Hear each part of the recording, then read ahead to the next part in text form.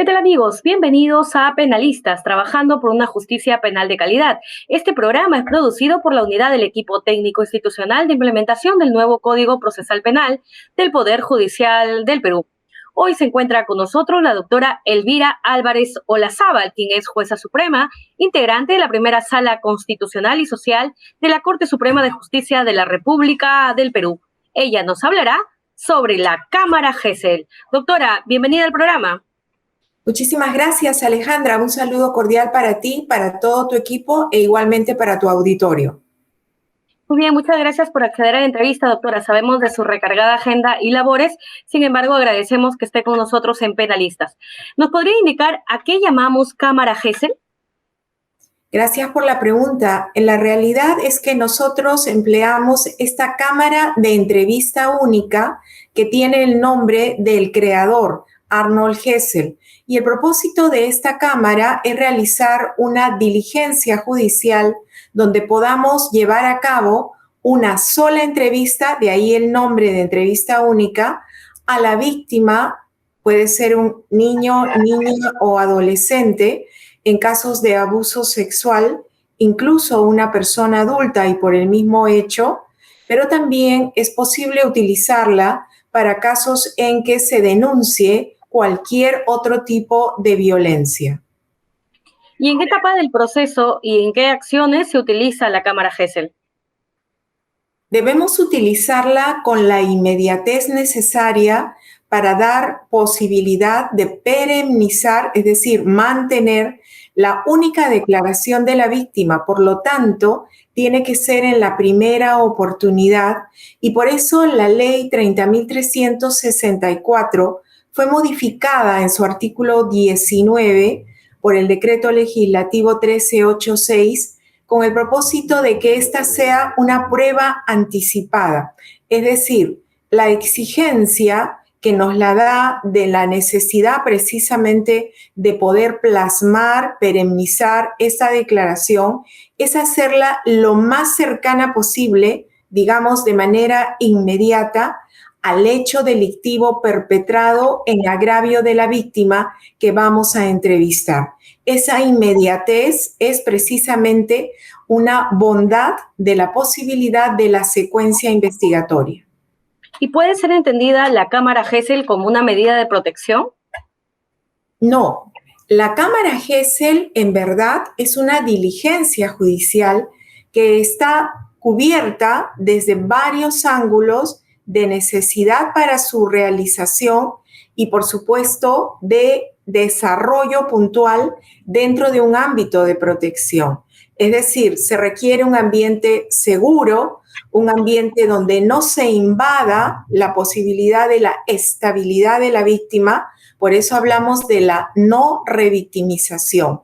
Y esta sí constituye, en efecto, una protección específica desde el sistema, porque antes, y estoy hablando de hace mucho tiempo atrás, cuando se realizaba una secuencia de declaraciones una y otra vez en diferentes instancias a la misma víctima, eso la revictimizaba. Por eso hablamos de que el instrumento y la diligencia tiene que estar para su realización dentro de cánones que eviten esta revictimización. ¿Cuál ha sido el tratamiento o la evolución que ha tenido la Ley 30.364 respecto al tratamiento de las entrevistas únicas en Cámara GESEL? Efectivamente ha habido una variación porque en el texto original de la Ley 30.364 que se dio en el 2015, se hablaba de una prueba preconstituida. Pero con este decreto legislativo 1386 que se dio en el 2018, ya hubo una variante y ahora hablamos de la prueba anticipada. Es decir, conforme a las normas del Código Procesal Penal, tratamos de evitar que esta prueba tenga que volver a citarse a la víctima y por el contrario, como goza de un soporte audiovisual, es posible reproducirlo en las oportunidades que resulte necesario durante todo el juzgamiento, incluso en las etapas de impugnación. Y la Corte Suprema, a través de sendas ejecutorias, ha destacado que efectivamente esta diligencia, este medio probatorio, que está, repito, en un soporte que puede ser nuevamente visualizado cuando resulte necesario, va a ser valorado dentro del caudal probatorio. Una consulta, ¿la cámara Gesell es utilizada solo para menores de edad o también para otras víctimas?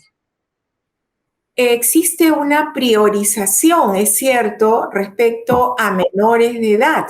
¿Por qué? Porque tratamos de evitar que por ser sujetos de derechos, esto es importantísimo, estamos hablando de seres humanos que han visto afectada su posibilidad de desarrollo normal, porque recordemos que pertenecen a grupos vulnerables, niñez y adolescencia, y esto está también en las 100 reglas de Brasilia, establecido como una necesidad para lograr que los niños no sean sometidos a nueva entrevista. Y por eso la ley 30.920 ha declarado como prioridad nacional, en efecto, la implementación progresiva a nivel de fiscalías, a nivel de juzgados, por supuesto, para que todo el sistema de justicia tenga esta posibilidad de plasmar una entrevista única. Bien, doctora, ¿cuáles son las instituciones que están a cargo del uso de o la implementación de las cámaras Gesell en nuestro país? Comenzó primero el Ministerio Público, es decir, como titulares de la acción penal, ellos vieron la necesidad, la urgencia de poder implementar este tipo de cámaras para realizar la entrevista única. Lamentablemente, como sucede muchas veces en nuestro país, en ocasiones es la falta de priorización en presupuestos asignados para tareas determinadas. Entonces fue la cooperación internacional la que posibilitó que se priorizara la implementación de cámaras, pero lamentablemente esto no ha concluido.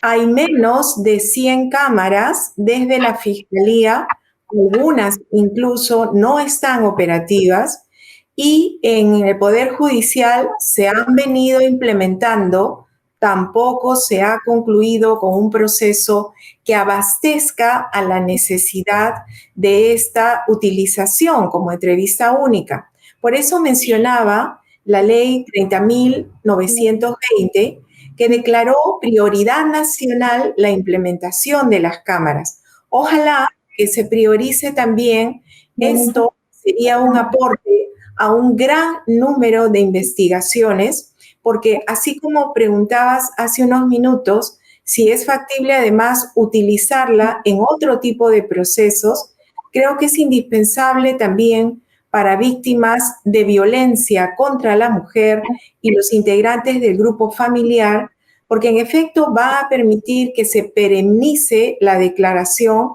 y ellas no tengan que recrear nuevamente ante diferentes autoridades esta entrevista. Incluso la posibilidad, diría yo, de esta priorización, hablando de presupuestos, porque cada cámara aproximadamente para poder implementarla se requiere algo así como 100,000 soles, porque es un vidrio espejado, unidireccional, dos ambientes, la sala de entrevista y la sala de observación, pero además es un equipo de audio y de video. Entonces, las dos ideas importantísimas de evitar la revictimización y lograr la perennización de la entrevista es gracias precisamente a este aporte tecnológico y se requiere, para que tenga la viabilidad necesaria, que cuente con una instalación que tenga estos soportes. Nos encontramos, doctora, en tiempos de pandemia por la presencia del COVID-19. ¿Cómo están manejando las autoridades judiciales el funcionamiento de esta cámara Gesell? A la fecha, como tú bien señalas, y en plena emergencia sanitaria, hemos visto un incremento en todo lo que significa el número de denuncias por todo tipo de violencia. Lo acusa las estadísticas del Observatorio contra la Violencia que tiene el MIN, lo acusa la estadística del Poder Judicial, de la Policía y de la Fiscalía. Entonces es una realidad que hoy necesitamos un trabajo más adecuado para poder lograr que en cada uno de estos procesos judiciales o a nivel de las investigaciones penales, en efecto se pueda comprobar, y esto me permites la acotación, debe ser concordante además con lo que significa para el Poder Judicial la implementación de las 100 reglas de Brasilia. 100 reglas de Brasilia que fueron aprobadas en la Cumbre Judicial Iberoamericana, que permite que los poderes judiciales en efecto trabajemos de manera coordinada, priorizando a las poblaciones en condición de vulnerabilidad. Una de ellas, precisamente, niñez y adolescencia. Y es la regla de Brasilia número 78, la que permite que en efecto se tome en consideración al sujeto de derechos. Entonces, la autoridad judicial está obligada a que esta, que es una expresión de la víctima en su edad de niñez o adolescencia, se perennice y no se revictimice, pero además que sea completamente seguro para ella. No es un ambiente donde se le pueda presionar, obligar, imponer de ninguna manera, porque siempre va a ser voluntaria. El protocolo de entrevista única del Poder Judicial ha priorizado el consentimiento informado, es decir, existe una necesidad de que las partes, en este caso, por ejemplo, los padres del niño, sepan cuál es el objetivo de la entrevista. Y nadie de ninguna manera puede obligarlos. Por ejemplo, ha sucedido y hay casaciones de la Corte Suprema cuando se trata de personas con discapacidad. Hay una sentencia muy interesante de la Corte Suprema donde prioriza que si bien la edad cronológica de la víctima, por ejemplo, 27 años, no era una persona que podríamos decir está dentro del grupo etario de protección, no obstante, su edad mental por padecer de retardo y por sumarse además el síndrome de Down, hacían que esta criatura efectivamente tenga un lenguaje muy acotado, es decir, no tiene verbalización como la tendría cualquier otra persona adulta, sino que ella suele reducir sus expresiones como las reduciría un niño de corta edad. Y por eso también la necesidad lo ha puesto la Comisión de Acceso a la Justicia del Poder Judicial en este protocolo que fuera aprobado por el Consejo Ejecutivo, la necesidad de contar con intérpretes. Si es una persona, por ejemplo, con alguna discapacidad de oído, si necesita, por ejemplo, un mediador cultural, si es una persona que proviene de pueblos indígenas con una cultura diferente a la nuestra, si es una persona que requiere además un apoyo, porque las personas con discapacidad, de acuerdo a la nueva legislación, pueden recurrir a un apoyo que les dé ese soporte emocional, porque no olvidemos que es una circunstancia de vida trágica, penosa, que es difícil de poder expresar.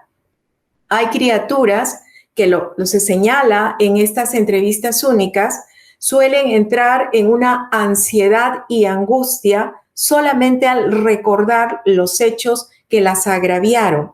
Entonces se requiere por eso ambientes seguros, con comodidad.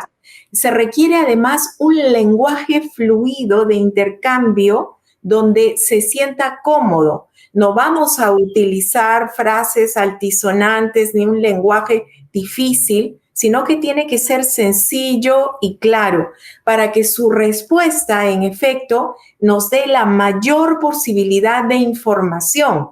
¿Qué se necesita? Conocer cómo se perpetró, dónde, cuáles fueron las vías utilizadas, porque desgraciadamente también estamos hablando de víctimas de trata de personas. Hay este delito que puede ser utilizada la criatura en explotación sexual. en utilización para pornografía infantil. Entonces, es de suma delicadeza poder establecer un diálogo sencillo, claro, realizar la diligencia en términos seguros. Incluso el protocolo de entrevista del Poder Judicial detalla claramente que se debe evitar durante la realización de la entrevista cualquier contacto con el agresor o presunto agresor, porque solo ver al agresor nuevamente puede paralizar a la víctima. Entonces, hay un ingreso diferenciado si es que va a estar el abogado del agresor o del imputado, efectivamente, porque tampoco atentamos contra el debido proceso, puede estar para las preguntas del caso. Pero la entrevista, entonces, tiene que tomar en consideración esta seguridad, esta posibilidad de la tranquilidad para una víctima, más aún si sabemos el trauma que puede haber originado la violación o el hecho que se está tratando de juzgar.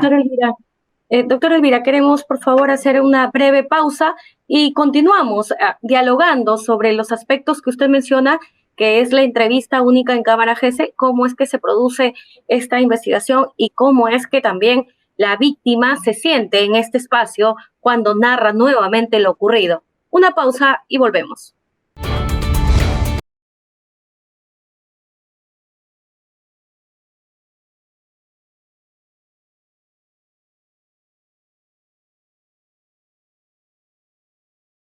La unidad del equipo técnico institucional de implementación del nuevo Código Procesal Penal del Poder Judicial del Perú inicia su ciclo de conferencias especializadas en materia penal y procesal penal. Espéranos cada martes a las 5 de la tarde a través de nuestras cuentas oficiales de Facebook, Twitter, YouTube e Instagram. Los esperamos. Nos renovamos y llegaremos a ustedes a través del microinformativo Reporte Judicial, que te brindará cada semana todos los reportes de casos emblemáticos en materia penal y procesal penal de las Cortes Superiores de Justicia del país.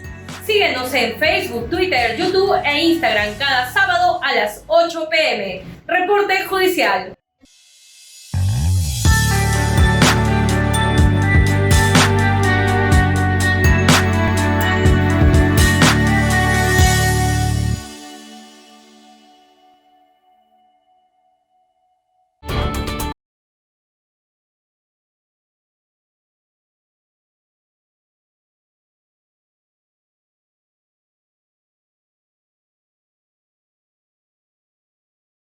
Estamos hablando con la doctora Elvira Álvarez Olazábal, quien es jueza suprema, y ella nos habla sobre la Cámara GESEL.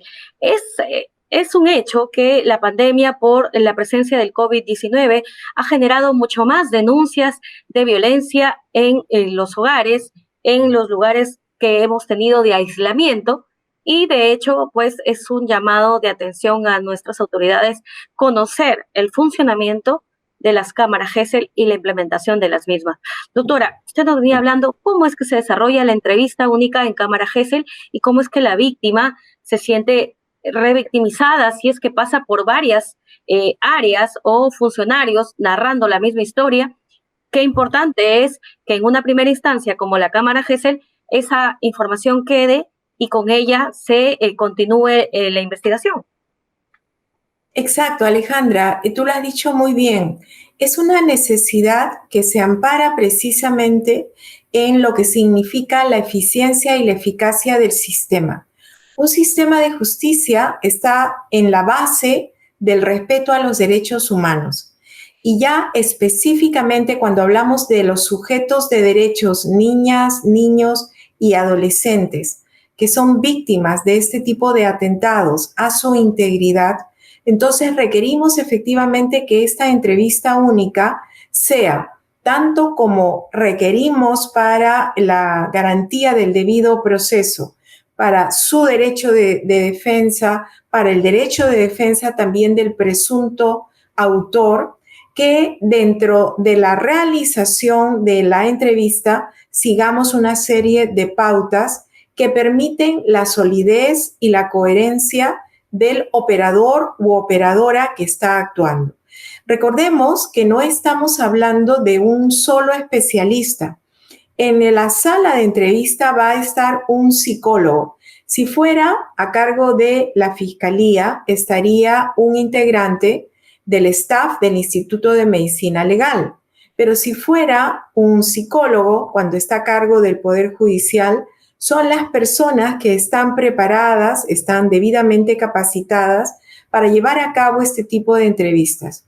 Entonces, previamente, porque tenemos que prepararnos, hay una preparación también que involucra a los familiares directos del niño para que conozcan el objetivo, el propósito, pero a la vez el psicólogo busca también crear un lazo de confianza que le llaman el rapport, la posibilidad de que exista antes de llevar a cabo la entrevista, porque estamos hablando de un niño que no conoce a este especialista.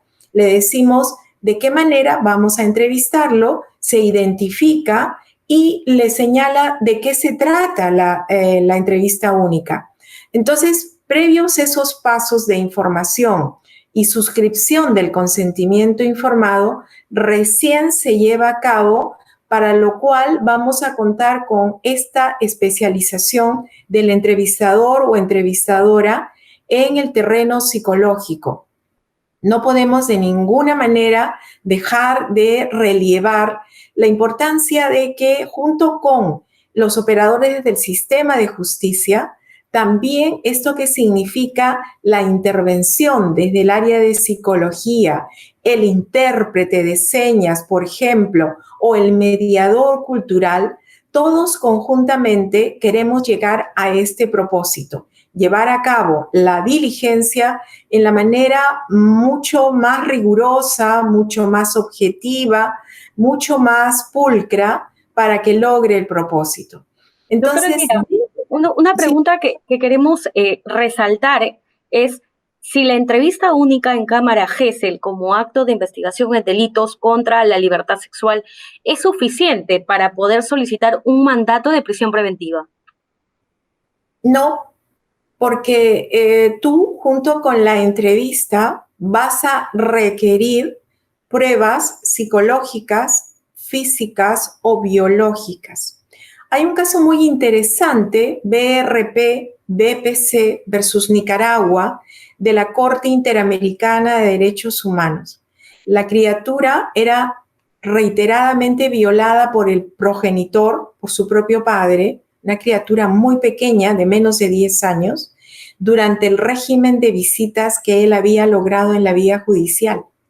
O sea, se había tergiversado y desnaturalizado absolutamente la relación paterno-filial para utilizar el pequeño cuerpo de su hija.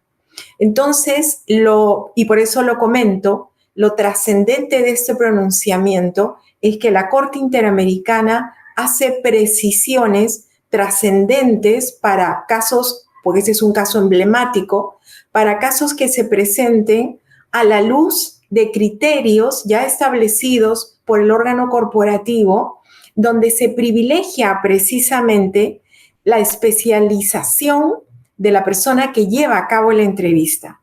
Esta criatura, en este caso, incluso tuvo la necesidad de tratamiento psiquiátrico prolongado y de una reconstrucción física. Como te imaginarás, el enorme daño, ya no solamente en su pequeño cuerpo, sino a nivel de la estabilidad emocional y psicológica. Por eso es que es trascendente relevar que esta, que es una diligencia muy especial, y dado el contexto de clandestinidad de estos delitos, porque solamente recuerdo que en el caso de La Manada, universalmente conocido, el caso de violación grupal en España, los propios autores se grabaron y ellos mismos circularon las grabaciones. Entonces, allí tienes una prueba objetiva, pero normalmente recordaremos que en este tipo de casos la clandestinidad, el ocultamiento son los medios para su perpetración.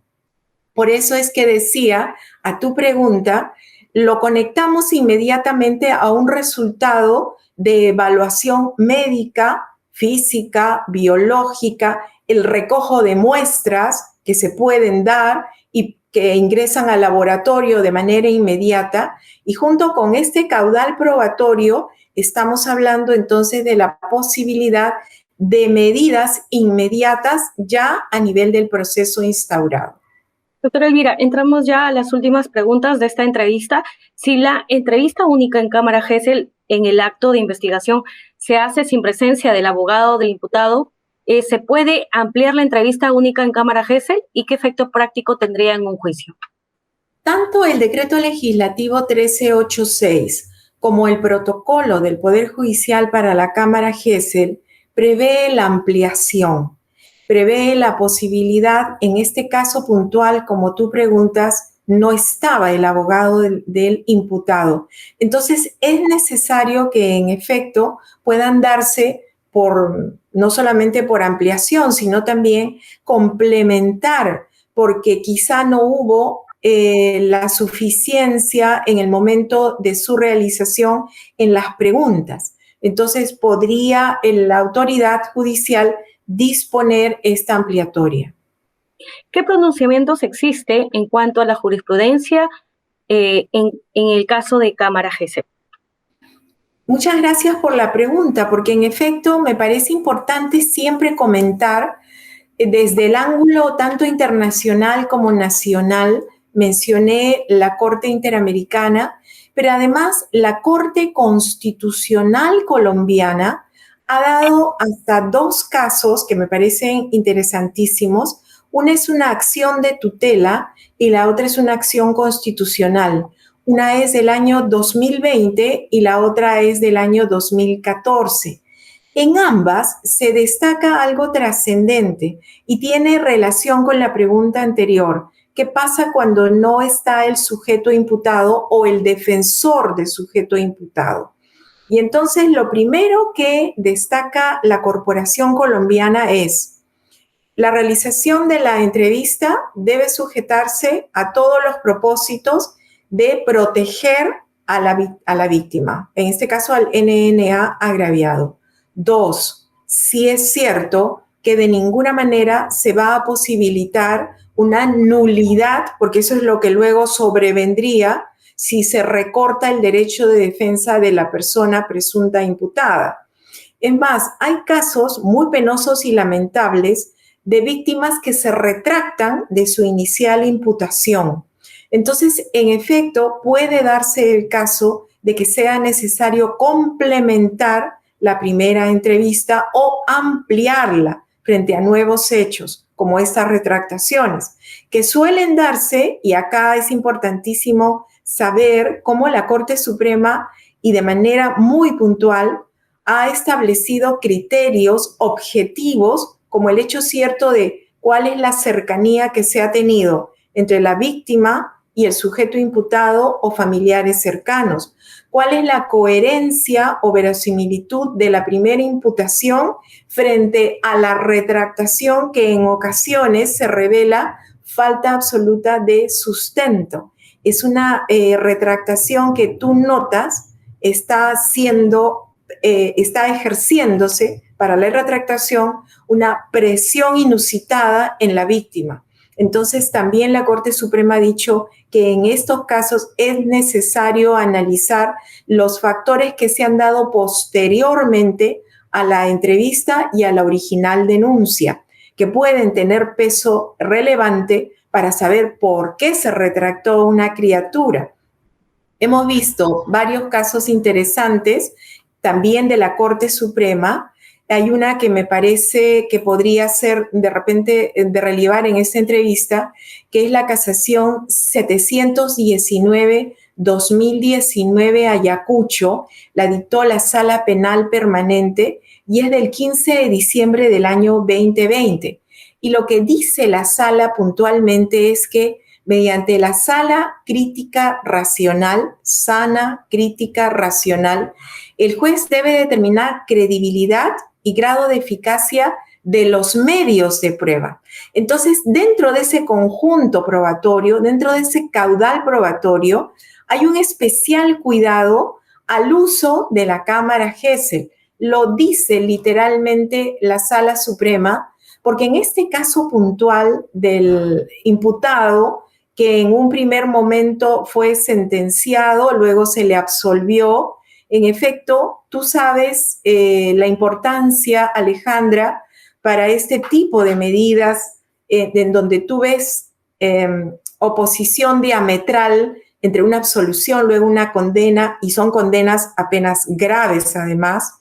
Entonces, acá es relevante el criterio objetivo de análisis conjunto de cada una de las pruebas dentro de lo que ha significado, como tú señalabas también, qué otras pruebas tenemos. Si hay pericias psicológicas que te detallan el daño ocasionado. Sí, doctora Elvira Álvarez Olazábal, jueza suprema integrante de la primera Sala Constitucional y Social de la Corte Suprema de Justicia de la República del Perú. Para nosotros ha sido todo un agrado poder entrevistarla y tener mayor conocimiento de la Cámara Gesell. Por favor, sus palabras finales. Creo importante relevar siempre que gracias a ustedes llegamos a un mayor número de personas con mensajes que quizá puedan ayudar a la reflexión sobre atentados contra la libertad sexual y en este caso la indemnidad sexual de NNAs. Es muy necesario contar quizá con una priorización en la posibilidad de que contemos con suficiente número de cámaras Gesell en el sistema de justicia. ¿Cuánto no nos gustaría que podamos citar a las víctimas de manera inmediata y no, como en ocasiones sucede, que se postergan entrevistas en razón de que tenemos agendas más que cubiertas, tanto en Ministerio Público como en Poder Judicial? Por eso la necesidad de esta priorización, de esta entrevista única, que es una diligencia sumamente importante para resolver en cuanto a estos atentados. Muchas gracias, doctora Elvira Álvarez Olazábal. Gracias por participar en el programa y por informarnos acerca de la Cámara Gesell. Muchas gracias a todos por su sintonía. Esto fue Penalistas. Hasta la próxima.